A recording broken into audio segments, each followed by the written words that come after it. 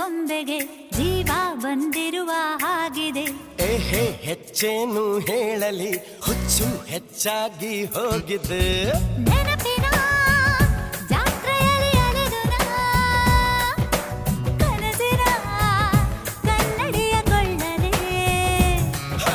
ನಿನ್ನಯ ದಾರಿಯಲ್ಲಿ ಅನುದಿನ ಹೃದಯದ ಅಂಗಡಿಯ ತೆರೆಯಲೇ. ಆಹಾ ಈ ಬೆದರು ಬೊಂಬೆಗೆ ಜೀವ ಬಂದಿರುವ ಹಾಗಿದೆ. ಹೆಚ್ಚೇನು ಹೇಳಲಿ, ಹುಚ್ಚು ಹೆಚ್ಚಾಗಿ ಹೋಗಿದೆ.